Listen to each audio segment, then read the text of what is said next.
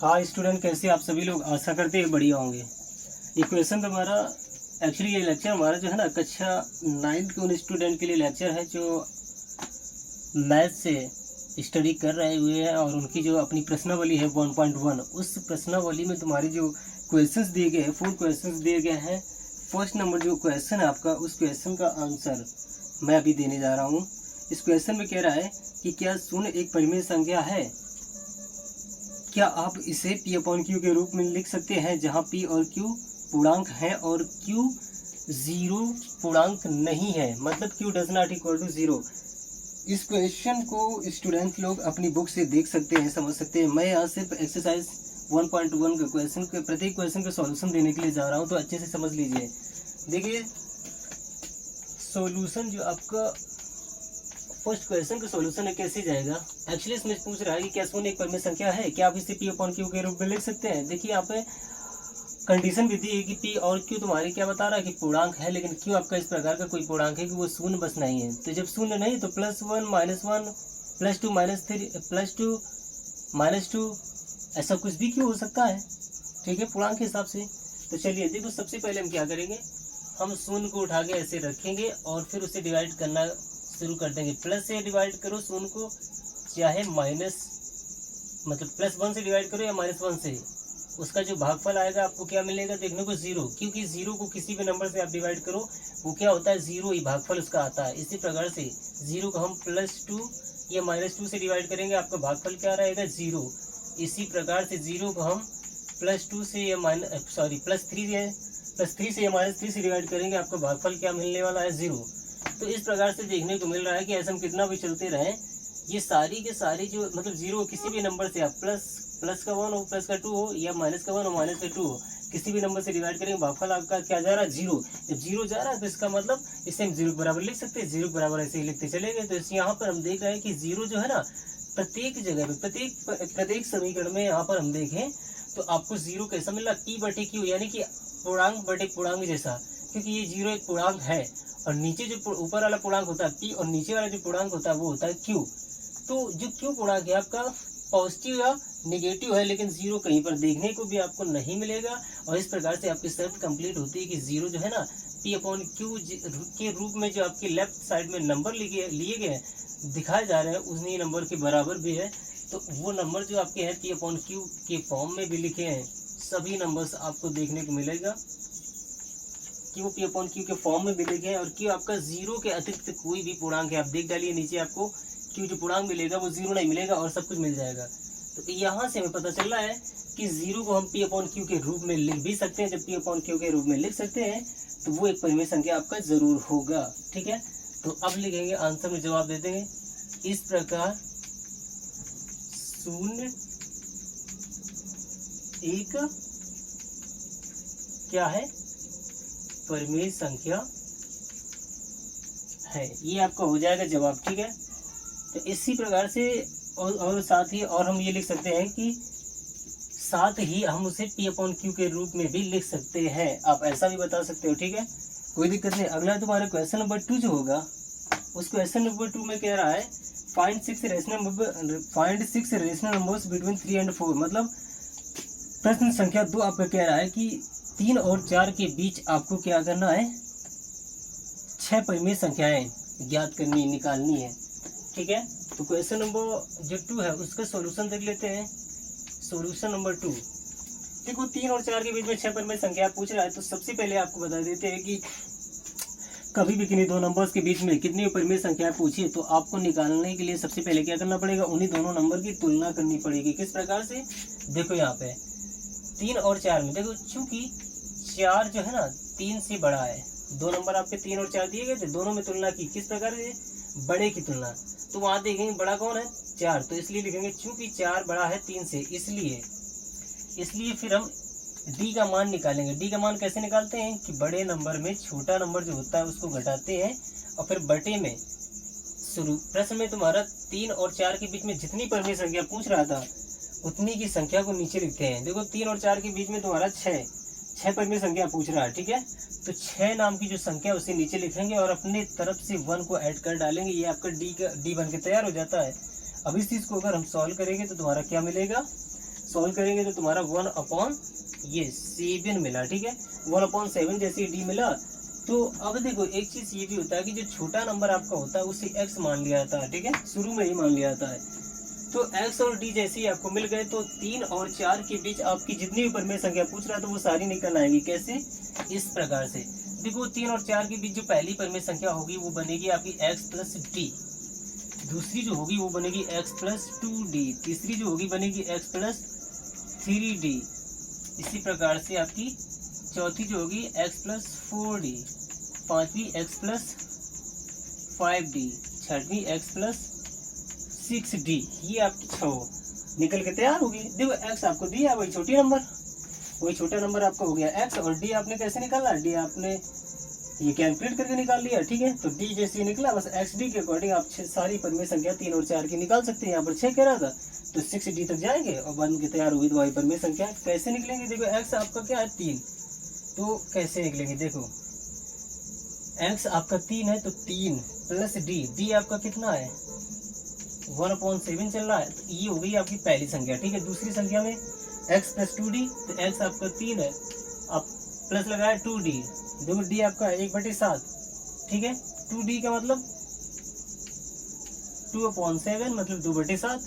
इसी प्रकार से x प्लस x आपका 3 है, x प्लस 3d, तीसरी जो परिमेय संख्या बनेगी वो 3x प्लस 3d जाएगी, ठीक है। जैसे ये 3d आपका d है 7, 1/7, तो यहाँ पे 3d बनेगा 3/7।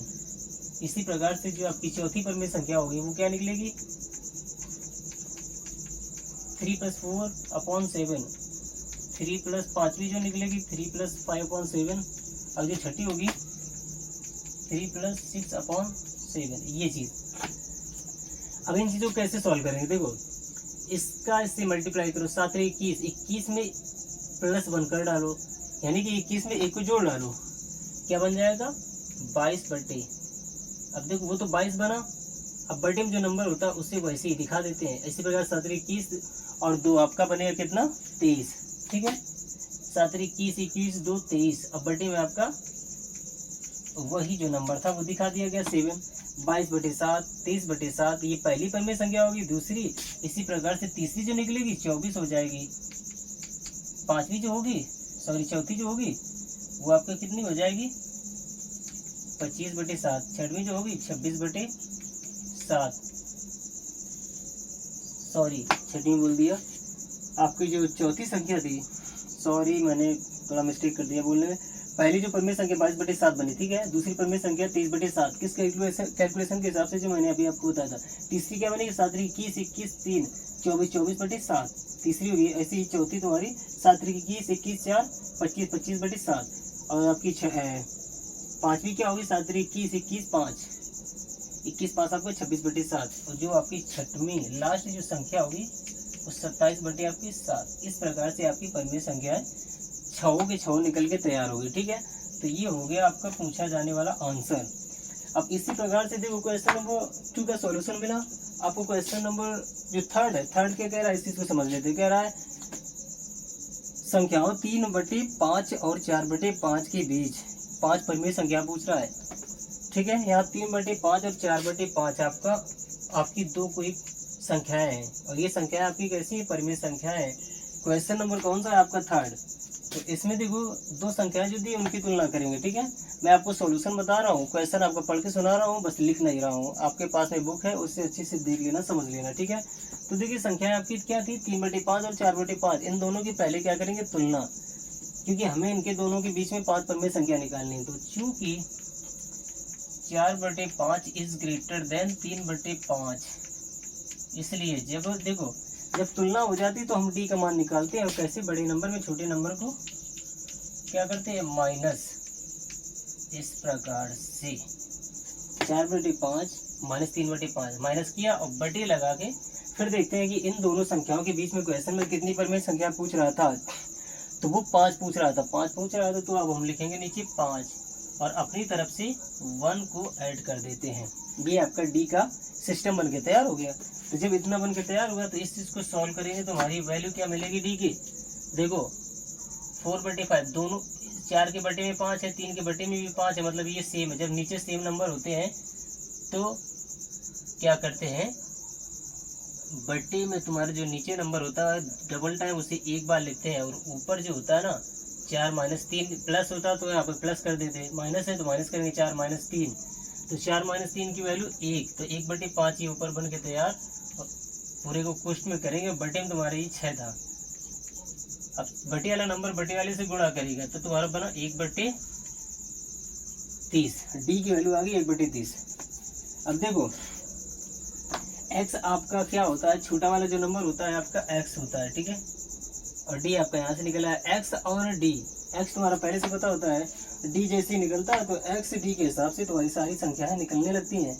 5 पर में संख्या पूछ रहा था तो तुम्हारी 5वीं जो पर में संख्या बनेगी x + 5 भी होगी, चौथी ये होगी, तीसरी ये, दूसरी ये, पहली ये। तो इस प्रकार से वो 5 पर में संख्याएं देखना कैसे निकलती हैं आपकी।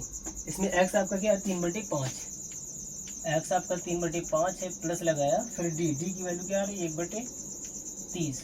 ये पहली पर में संख्या, दूसरी क्या होगी x प्लस x आपका यही जाएगा x + 2d, यानी कि देखो d आपका ये 2d का मतलब 2 का इसमें मल्टीप्लाई करोगे तो ये बन जाएगा।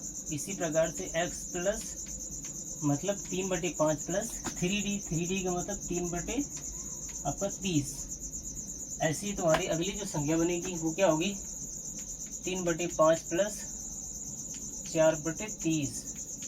फिर 5वीं जो संख्या होगी वो 3/5 प्लस 5/30। ये संख्या आपकी निकल के तैयार। इन संख्याओं को हम सॉल्व करें किस प्रकार से लिख सकते हैं, देखो इसकी बटे में देखो 30 है, इसकी बटे में है 5। बटे वाले नंबर अगर हम समान कर लें तो हमारा फायदा होता है कि कैलकुलेशन तुम्हारा कम करना पड़ता है और वो जल्दी हल हो जाता है। तो देखो 30 5 छोटा है तो छोटे को हम बड़े में कन्वर्ट करेंगे तो जल्दी आसानी से हो जाएगा। कैसे करेंगे, 5 को 30 में बदलना है तो 5 में 6 का मल्टीप्लाई करेंगे, तो फिर जब 5 में 6 का कर रहे हैं तो 6 का ऊपर भी करना पड़ेगा। तो ये 6 3 18, 6 5 30, 18/30 लिखा है। अब देखो बटे में 30 समान दिख रहा है तो बटे वाले नंबर को एक बार लिखते हैं और ऊपर क्या करेंगे, ऊपर 18 था और इनको क्या करते हैं जोड़ देते हैं, ऊपर वालों को। वो 18 था और ये 1, तो जोड़ने के बाद आपका ये बन गया 19। तो 19/30 आपका ये चीज़ है, ठीक है। इतना हो जाने के बाद में अब इस चीज़ को देखो, ये तुम्हारा 18, ये 30 है, 18 बटे में देखो आपका 30 दिखेगा, बटे में 30 आना है, 18 + 2 ये जुड़ जाना है तो आपका बन जाएगा 20, और 20 बटे आपका ये 30। दूसरी संख्या होगी 20/30। इसी प्रकार से 21/30 जो बनेगा आपका वो तीसरी संख्या हो जाएगी। चौथी संख्या जो बनेगी आपकी 22/30। 5वीं जो संख्या बनेगी आपकी क्या होगी 23/30। ये आपकी आ गई सारी परिमेय संख्याएं जो किसके बीच में है, इन दिए गए नंबर्स, यानी कि 3/5 और 4/5 के बीच 5 परिमेय संख्या तुम्हारी निकल के तैयार होगी। एनसीईआरटी की जो बुक है उस बुक से इस क्वेश्चन नंबर 3 का जो सॉल्यूशन है वो तुम्हारा कैसे दिया गया डायरेक्टली, और वो सॉल्यूशन तुम्हारा चलो पहले ही बता दें कि कैसे दिया है। ऊपर नीचे 10 का मल्टीप्लाई करके दोनों में 30/50, 40/50, 30/50 के आगे 31/50, 32/50 करके उसने 35/50 तुम्हारा वहाँ से 500 परिमेय संख्या दिखा दी है।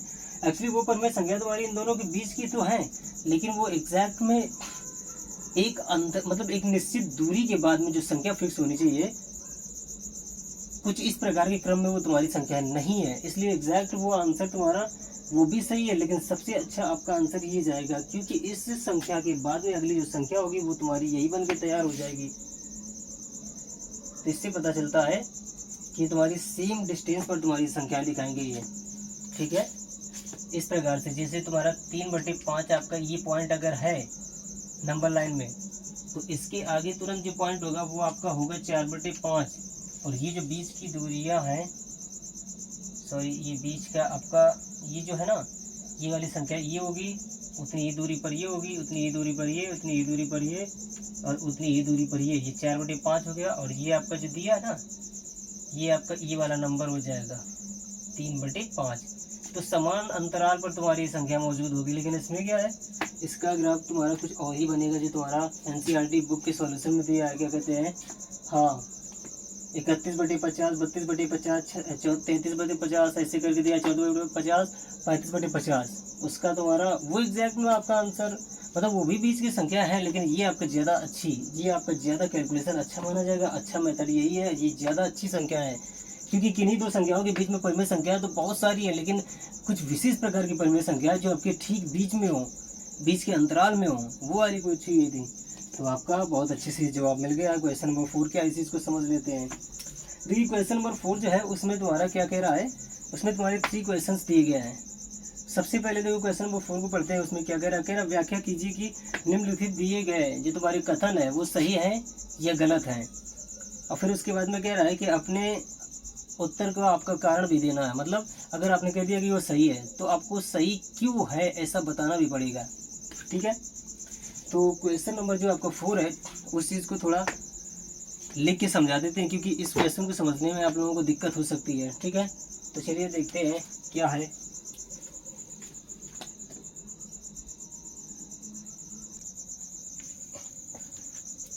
क्वेश्चन नंबर 4 का तुम्हारा जो पहला पार्ट है उसमें कह रहा है प्रत्येक प्राकृतिक संख्या एक पूर्ण संख्या होती है, ऐसा कहा हुआ है। ठीक है, अपने सॉल्यूशन के थ्रू हम उस चीज़ को सॉल्व करके दिखाते हैं। एक्चुअली यहाँ पर तुम्हें ये देखना है कि तुम्हारी जो 2 संख्याएं दी है, मतलब इसमें कितनी संख्याएं दी है, इस स्टेटमेंट में कौन कौन सी संख्या है ये देखना है। यहाँ पर प्राकृतिक संख्या और पूर्ण संख्या 2 प्रकार की संख्याएं दी है, और इन्हीं दोनों प्रकार की संख्याओं के बीच में संबंध दे रहा है। ठीक है, तो सबसे पहले हम प्राकृतिक संख्याओं को दिखाते हैं। प्राकृतिक संख्या तुम्हारी कैसी होती है, जैसे 1 हो गया, वो भी प्राकृतिक संख्या है, 2 भी है, 3 भी है, 4 भी है। इस प्रकार के तुम्हारे बहुत सारे अनगिनत नंबर आएंगे, वो सभी क्या होंगे, प्राकृतिक संख्या। ठीक है, अब पूर्ण संख्या को लिख डालते हैं। पूर्ण संख्या तुम्हारी क्या होती है, जैसे 0 हो गया, 1 हो गया, 2 हो गया, 3 हो गया, 4 हो गया, ये सभी क्या पूर्ण संख्या है। तो पूर्ण संख्या है वो प्राकृतिक संख्या है। अब स्टेटमेंट को समझते हैं। इसमें कह रहा था प्रत्येक का मतलब हर एक प्राकृतिक संख्या एक पूर्ण संख्या होती है। देखो इस चीज को कैसे यहाँ पर देखो शो कराना, एक्चुअली वो ये कह रहा है कि हर एक प्राकृतिक संख्या जो है ना वो पूर्ण संख्या ही है। तो देख डालो 1 उसमें है कि नहीं है, तो देखा गया तो 1 तुम्हारा है, मिल गया। अब देखो ये वाला 2 है कि नहीं, तो देखा गया तो 2 भी मिल गया। देख डालो 3 मिल रहा है कि नहीं, तो 3 भी है। ऐसे ही तुम्हारा 4 भी मिल रहा है। तो यहाँ से ये पता चल रहा है कि यार ये तो हर एक ऐसे 5 आएगा, 5 भी उसमें पाया जाएगा, 6 आएगा, 6 भी उसमें पाया जाएगा। इसका मतलब हर एक प्राकृतिक संख्या प्रत्येक प्राकृतिक संख्या जो है ना एक पूर्ण संख्या है, क्योंकि ये सारी संख्या क्या पूर्ण संख्या है। तो इससे पता चलता है कि आपका कथन जो है ना बिल्कुल सही है, सही कह रहा है वो। तो इसलिए ये तुम्हारा कथन जो है ना सत्य माना जाएगा। ठीक है, अब क्वेश्चन नंबर जो तुम्हारा सेकेंड है, 4 का जो सेकेंड है, सेकेंड क्या कह रहा है इस चीज को समझते हैं। देखो अब यहाँ पर तुम्हारा 4 का जो सेकेंड क्वेश्चन है, क्वेश्चन नंबर 4 का जो दूसरा पार्ट है वो क्या कह रहा है, प्रत्येक पूर्णांक एक पूर्ण संख्या होती है। यहाँ पर भी तुम्हारी 2 प्रकार की संख्याएं आपको देखने को मिलेंगी कि एक है पूर्णांक यानी कि पूर्णांक वाली संख्या है, और दूसरी क्या है पूर्ण संख्या। तो सबसे पहले पूर्णांक को हम लिखते हैं। देखो पूर्णांक कैसा होता है, तुम्हारा 0 हो गया, +1 हो या -1 हो। 0 भी एक पूर्णांक होता है, +1 भी पूर्णांक है, -1 भी पूर्णांक है। इसी प्रकार से +2 भी एक पूर्णांक है, -2 भी एक पूर्णांक है। इसी प्रकार से +3 एक पूर्णांक है और -3 भी पूर्णांक है। इसी प्रकार से आपको +4 पूर्णांक है, -4 भी पूर्णांक है। तो ऐसे तुम्हारे नंबर जितने भी आपके आगे आएंगे वो सभी पूर्णांक होंगे। पूर्ण संख्या तुम्हारी क्या होती है, वही फिर आपकी जैसे 0 हो गया, 1 हो गया, 2 हो गया, 3 हो गया, 4 हो गया, ये तुम्हारी पूर्ण संख्याएं हैं। ठीक है, तो इसमें प्रत्येक पूर्णांक आ गया, इसका मतलब हर एक पूर्णांक जो कि ये है, यानी कि इसमें हर एक अंक उसमें पाया जा मतलब मिलना चाहिए, तभी इसकी बात सही होगी। तो क्योंकि ये कह रहा है हर एक यानी कि प्रत्येक पूर्णांक जो है ना पूर्ण संख्या होती है। तो यहाँ पे देख रहे हैं कि 0 आपका उसमें है। अब +1 को आप 1 लिख सकते हो, इसलिए +1 आपका ये हो चुका। +2 को आप 2 लिख सकते हो, इसलिए ये भी आपको मिल गया। +3 को आप 3 लिख सकते हो, इसलिए ये भी मिल गया। +4 को आप 4 लिख सकते हो, इसलिए ये भी मिल गया। अब यहाँ पर हम देख रहे हैं -1 -2 -3 -4 -5 जितने भी ऐसे आएंगे वो तो उसमें पाए नहीं जा रहे। इसका मतलब कि हर एक पूर्णांक जो है ना यानी कि प्रत्येक पूर्णांक उसमें कहाँ है, प्रत्येक पूर्णांक जो है ना वो एक परिमेय संख्या कहाँ से बनेगा, क्योंकि प्रत्येक पूर्णांक जो होगा ना वो एक पूर्ण संख्या कहाँ बनेगा, क्योंकि उसकी पूर्ण संख्या में जितने भी अंक आएंगे, जितने भी नंबर से आपके आएंगे, वो सारे के सारे इसमें मौजूद हैं। और उसमें कुछ बहुत सारे ऐसे नंबर्स नहीं है जो पूर्णांक हैं, जैसे -1, -2, -3, -4 वगैरह, उसमें है भी नहीं। तो हम ये नहीं कह सकते कि प्रत्येक पूर्णांक, क्योंकि प्रत्येक वाली बात अगर मैंने कही तो -1, -2, -3, -4 उसमें कहाँ है भैया, बात ये आ गई। ठीक है, इसलिए यहाँ से देखने को मिल रहा है कि तुम्हारी जो कथन है आपका असत्य गलत बोल रहा है। ये एक झूठा स्टेटमेंट है, इसे किसी झूठे ने लिखा है। ठीक है, आप इसकी बातों पे नहीं आना। अब तुम्हारा क्वेश्चन नंबर 3 जो है उस चीज़ को समझते हैं, उसमें क्या दिया है। अब देखो यहाँ पर तुम्हारा कह रहा है कि प्रत्येक परिमेय संख्या एक पूर्ण संख्या होती है। ये क्वेश्चन नंबर 4 का 3rd लास्ट वाला पार्ट है, लास्ट वाला क्वेश्चन है, उसका सॉल्यूशन है। ठीक है, इसमें देखो तुम्हारी परिमेय संख्या और पूर्ण संख्या, आपकी परिमेय संख्या दी है। ठीक है, अब देखो एक चीज़ बताते हैं कि परिमेय संख्या तुम्हारी क्या होती है। देखिए, परिमेय संख्या जो तुम्हारी होती है वो कोई भी पूर्णांक, प्रत्येक पूर्णांक जो होता है ना एक परिमेय संख्या होता है। समझना ध्यान से थोड़ा। इसके लिए सबसे पहले हम पूर्णांकों का एक समूह बना देते हैं, सॉरी पूर्ण संख्याओं का समूह, जैसे 0, 1, 2, 3, 4, ऐसे करके ये तुम्हारे सब पूर्ण संख्या जा रही हैं। ठीक है, परिमेय संख्या क्या होती है, परिमेय जो संख्या होती है तुम्हारी, देखो परिमेय संख्या जो तुम्हारी होती है मतलब सारे पूर्णांक परिमेय संख्याएं आपकी होती हैं। ठीक है,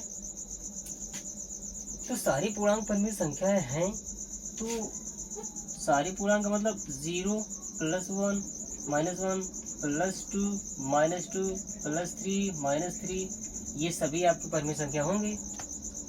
तो अब यहाँ पर ये इसके साथ साथ तुम्हारी 1/2 के रूप में जो हमारी संख्या लिखी है, -7/3 ऐसी लिखी हो, इस प्रकार की भी संख्या तुम्हारी परिमेय संख्या होती हैं। तो देखो सारी पूर्णांक तो आपकी परिमेय संख्या है, इस प्रकार के नंबर भी आपके परिमेय संख्या होते हैं। ठीक है, अब ऐसा क्यों होता है, क्योंकि पूर्णांक परिमेय संख्या जो होता है अंश बटे हर के रूप में लिखा होता है, और अंश और हर तुम्हारे कोई पूर्णांक होते हैं। ठीक है, तो इस प्रकार के नंबर आप परिमेय संख्या, अब चूंकि ये तुम्हारे अंश बटे हर के रूप में नहीं लिखे हैं तो एक माइंड में कंफ्यूजन चल रहा होगा कि ये तुम्हारी परिमेय संख्या नहीं है। एक्चुअली 1 + 1 को हम 1 + 1/1 लिख सकते हैं, -1 को हम -1/1 लिख सकते हैं, तो प्लस तो अंश बटे हर के रूप में हो गया। इसी प्रकार से इन चीज़ों को भी हम 1 से डिवाइड करके उसके फॉर्म में दिखा सकते हैं, P/Q के फॉर्म में। तो आपको देखने को मिल रहा है कि सभी क्या है, परिमेय संख्या है। ये आपकी परिमेय संख्या तुम्हारी पूर्णांक, सारी पूर्णांक जो है ना वो भी परिमेय संख्या है, और ये आपकी परिमेय संख्या है। अब देखो सारी परिमेय, चलो हम इतने ही परिमेय संख्या है, आपको परिमेय संख्या का कुछ फॉर्म दिखाया। अब देखो इनमें 0 आपका इसमें मिल रहा है, +1 जो कि 1 होगा वो भी मिल रहा है, +2 जो कि ये होगा वो भी मिल रहा है, ऐसे ये मिल रहा है, ऐसे +4 +5 ये सब मिलेंगे। लेकिन -1 -2 -3 ये सब उसमें बिल्कुल नहीं है, आपको देखने को मिल रहा है। उसके साथ साथ 1/2 जैसे या -7/3 जैसे ऐसे नंबर तो वो तो बिल्कुल भी नहीं मिलेंगे। तो -1 -2 नहीं मिल रहा है, -3 जैसे नंबर, तो ये ऐसे फ्रैक्शंस कहाँ से मिलेंगे। तो इस प्रकार से हम कह सकते हैं कि प्रत्येक परिमेय संख्या जो है ना वो तुम्हारी एक पूर्णांक नहीं है। मतलब ये कह सकते हैं कि कुछ परिमेय संख्याएं हैं, कुछ परिमेय संख्याएं हैं जो तुम्हारी पूर्ण संख्याएं हैं, ये कह सकते हैं। क्योंकि कुछ परिमेय संख्याएं में पूर्ण संख्याएं, कुछ परिमेय संख्या जो है ना वो एक पूर्ण संख्या बनकर तैयार होता है, लेकिन कुछ परिमेय संख्या तुम्हारी ऐसी है जो तुम्हारी कोई पूर्ण संख्या है ही नहीं। तो इसका मतलब ये जो कथन कह रहा है कि प्रत्येक परिमेय संख्या एक पूर्ण संख्या होती है, तो ये तो गलत हो गया, क्योंकि प्रत्येक नहीं होती, कुछ परिमेय संख्या है जो एक पूर्ण संख्या होती है। कुछ का मतलब जैसे ये तुम्हारे जा रहे हैं, अब -1 -2 ऐसी संख्याएं, और 1/2 -7/3 इस प्रकार की जो तुम्हारी परिमेय संख्या वो तो बिल्कुल इसमें देखने को मिल ही नहीं रही, इसलिए तुम्हारा ये भी कथन कैसा गया, असत्य। तो आपके एक्सरसाइज 1.1 से सारी क्वेश्चन का सॉल्यूशन आप लोगों को मिल गया है। अगला हमारा वीडियो जो आएगा तुम्हारी इसी चैप्टर से अगली एक्सरसाइज जो कि एक्सरसाइज 1.2 होगी, और उस एक्सरसाइज को मैं अपनी सरल भाषा से आप लोगों को समझाने का पूरा प्रयास करूँगा। तो इसी प्रकार से हमारे साथ में अच्छे से जुड़े रहें, और हमारे चैनल को सब्सक्राइब कीजिए, अपने दोस्तों में शेयर कीजिए, और वीडियो देखने पर किसी प्रकार की समस्या हो तो आप हमें कमेंट करके ज़रूर बताइए। तो चलिए मिलते हैं अगले वीडियो में, तब तक के लिए आप लोग अच्छे से पढ़ाई करते रहिए।